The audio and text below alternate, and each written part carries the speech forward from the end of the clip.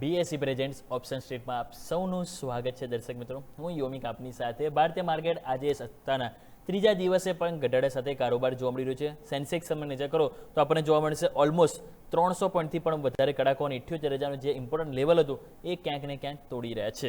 તો આવો હવે આ ઘટાડાને આપણે વિગતવાર સમજીએ. આપણી સાથે ધ હેજ ક્લબથી મિસ્ટર દેવજ્ઞેશ આપણી સાથે જોડાયા છે. દેવજ્ઞેશ સર, સૌથી પહેલાં તો આપનું સ્વાગત છે. જણાવો કે સર, હવે જે રીતે તમે જો ગઈકાલે પણ ઉપલા સહિતથી પ્રોફિટ બુકિંગ હતું, આજે ફ્લેટ ઓપનિંગ બાદ ફર્ધર દબાણ જોવા મળી રહ્યું છે, તો આજના ઘટાડાને કઈ રીતે એક્યુમ્યુલેટ કરીશું? સેન્સેક્સ ઉપર સર સૌથી પહેલા વ્યૂ લઈ લઈએ.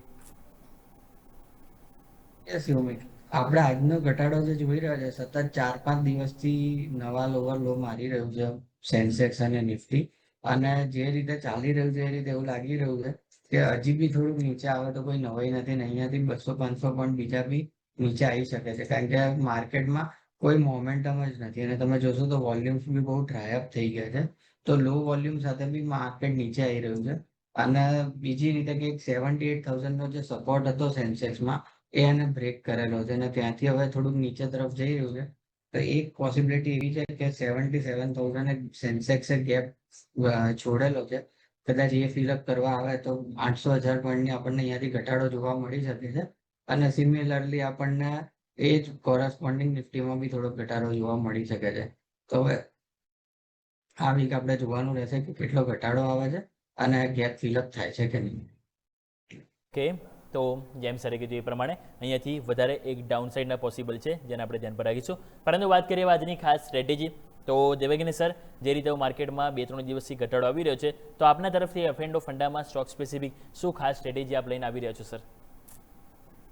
તો મેં અત્યારે જે રીતે અત્યારે માર્કેટમાં ચાલી રહ્યું છે કે ઉપરના દરેક સ્તરેથી ઘટાડો આવી રહ્યો છે, તો હું અત્યારે એમાં એફ&ઓમાં અત્યારે એક સેલનો સોદો કહીશ કે આપણે સેલ કરીને ચાલી શકીએ.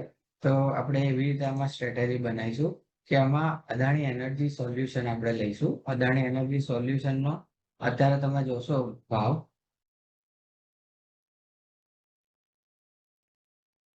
1,580 રૂપિયા આસપાસ ચાલી રહ્યો છે. તો અહીંયાથી એક સેલ કરીને ચાલવાનું છે, કારણ કે એને બ્રેકડાઉન આપેલું છે અને બ્રેકડાઉનમાં અત્યારે આપણે નીચે તરફનો ટાર્ગેટ બની રહ્યો છે. ફર્સ્ટ ટાર્ગેટ 1,540 રૂપિયાનો બની રહ્યો છે અને સેકન્ડ ટાર્ગેટ 1,500 રૂપિયાનો બની રહ્યો છે. અને ઉપરનો સ્ટોપ લોસ તમારે 1,625 રૂપિયાનો પકડીને આમાં શોર્ટ કરવાની સલાહ રહેશે. અદાણી એનર્જી સોલ્યુશન 1625ના સ્ટોપ લોસને ધ્યાનમાં રાખીને નીચેની તરફ આપણને શોર્ટ કરવાની સલાહ છે. 1,540 રૂપિયા સુધીના લેવલ અહીંયા આપણને આવતા જોવા મળી રહ્યા છે, એટલે કે શોર્ટ ફ્યુચર્સમાં આપણે કરવાની સલાહ બની છે, જેને આપણે ધ્યાન પર રાખીશું આજની દેવજ્ઞેશની પસંદગી તરીકે. તો હવે આપણે વાત કરીએ આજના દિવસે જે રીતે સ્ટોક સ્પેસિફિક મોમેન્ટમ જોવા મળી રહ્યું છે. સૌથી પહેલાં તો મારે અહીંયાથી જે વાત કરવી છે તો એ છે હિન્ડાલ્કો. તમે જુઓ આજે જે રીતે મોમેન્ટમ જોવા મળી છે સ્ટોકમાં, 3%ની જબરદસ્ત તેજી. ફરીથી તમે જુઓ તો 2-3 દિવસથી એક મેટલ કાઉન્ટર છે, સારી એવી તેજીના મૂડમાં જોવા મળી રહ્યું છે. અત્યારે જોઈએ તો બીએસસી ઉપર હિન્ડાલ્કોનો ભાવ 1,079 રૂપિયા આજુબાજુ જોવા મળ્યું છે. 2.5% તેજી છે. સર, કઈ રીતે જોઈ રહ્યા છો આજની તેજી બાદ? શું કોન્ફિડન્સ લાગે છે કે હજુ ફર્ધર તેજી જોવા મળે? લોંગ કરવું હોય તો કરાય સર હજુ? ટેલ્કોમાં તમે જોશો તો 1,090 લેવલે એને ગેપ છોડીને વધેલો નીચે આવેલો હતો અને ત્યાં આગળ જ આજે ઓલમોસ્ટ એને રેઝિસ્ટન્સ બી લીધું છે. તો એકવાર 1,090 લેવલ ક્રોસ કરે છે એના પછી ડેફિનેટલી એક આમાં બાય બનાય. પણ અત્યારે આમાં ઇગ્નોર કરો, કારણ કે રિસ્ક રિવોર્ડ બી અત્યારે ફેવરેબલ નથી અને 10-12 રૂપિયા આગળ જ્યાં આગળ ગેપ છે તો ત્યાં ગેપ ફિલિંગ પછી થોડુંક સેલિંગ આવી શકે છે. તો એકવાર સબસ્ટેન્શિયલ કેન્ડલ 1,090 ની ઉપર બનતી દેખાય છે તો એના પછી આપણે આમાં કોઈ બી પોઝિશન લઈ શકાય. જેમ સરે કીધું એ પ્રમાણે 1,090-1,091 લેવલ છે. ગેપ છે એ પૂરો થાય બાદ ઉપર ટકે તો પછી આપણે એક ફ્યુચર્સમાં લોંગ કરવાની સલાહ આપી છે. નેક્સ્ટ કાઉન્ટર જો આજે વાત કરીએ તો પીએસયુ બેંક. ઓવરઓલ કાઉન્ટર તમે જો બહુ સરસ તેજી બતાવી રહ્યું છે. એમાં સ્પેશિયલી તમે જો એસબીઆઈ આજે 0.5% નજીક તેજી જોવા મળી છે. 1,079 આજુબાજુ તમે જો બીએસસીમાં અત્યારે ભાવ જોવા મળી રહ્યો છે. અહીંયા સર ઓવરઓલ સરકારી બેંકોમાંથી કોઈ બેંક સર તમને પસંદ છે અત્યારે નવું ફ્રેશ ખરીદી માટે, એટલે કે લોંગ કરવા માટે સર? મને એસબીઆઈ અહીંયાથી સારું લાગી રહ્યું છે અને એને સતત એક બનાવ્યું છે અને તેને રીટેસ્ટ બી કરી નાખ્યું છે બ્રેકઆઉટનું લેવલ. તો 1,066 નું એનું બ્રેકઆઉટ લેવલ હતું, એને રીટેસ્ટ બી કરી નાખ્યું છે અને અહીંયાથી સારી એવી તેજી થતી હોય દેખાઈ રહ્યું છે. તો આવનારા સમયમાં 1,150 બી થઈ શકે છે. તો એસબીઆઈમાં ખરીદારી કરીને ચાલુ હોય તો સ્ટોપ લોસ તમે 1,060 રૂપિયાનો રાખીને ઉપરમાં તમે ₹1100 ફર્સ્ટ ટાર્ગેટ ને ₹1150 સેકન્ડ ટાર્ગેટ સાથે અમે બાય કરી શકો છો. તો વ્યૂ પોઝિટિવ છે, લોંગ કરવાની સલાહ બની રહી છે. નેક્સ્ટ કાઉન્ટર છે પેટીએમ. વાત કરીએ નોન સ્ટોપ તેજી બાદ આજે 1% પ્રોફિટ બુકિંગ છે. આજે પણ 1622ના નવા 52 હાઈ તો બન્યા હતા, પરંતુ ત્યાંથી પછી જોઈએ તો ઓલમોસ્ટ ₹30 એટલે કે હાઈથી 2% નીચે છે અને ઓવરઓલ 1% નીચે કારોબાર જોવા મળી રહ્યો છે. તો આ ઘટાડાને કઈ રીતે એક્યુમ્યુલેટ કરીશું? શું પ્રોફિટ બુકિંગ તરીકે હવે અહીંયાથી શોર્ટ કરવું જોઈએ કે પછી બાય ટીપ તરીકે એક લોંગ કરવાની સલાહ બનશે સર?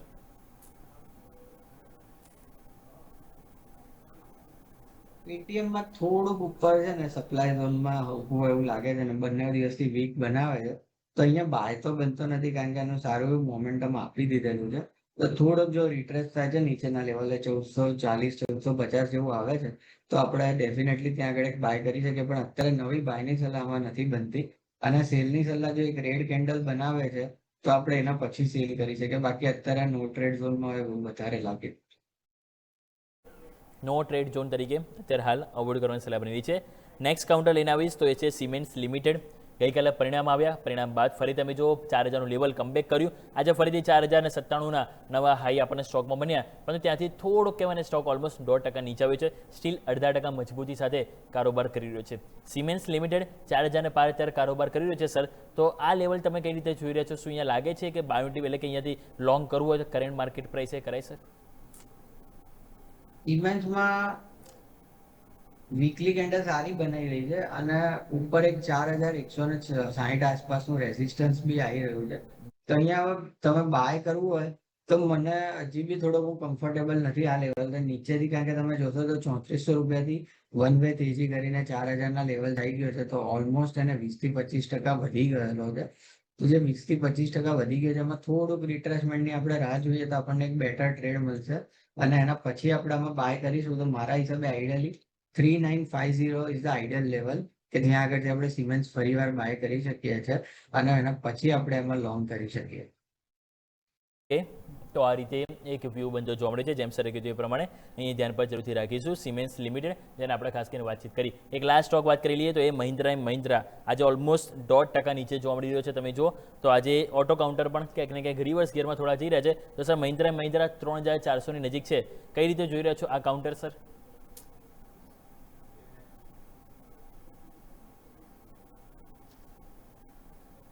મહેન્દ્રમાં ચાન્સીસ છે કે આ કાઉન્ટર અત્યારે 3360નું લેવલ રીટેસ્ટ કરી શકે છે. તો અહીંયાથી થોડુંક કરવું હોય તો શોર્ટ આપણે કરી શકીએ છીએ.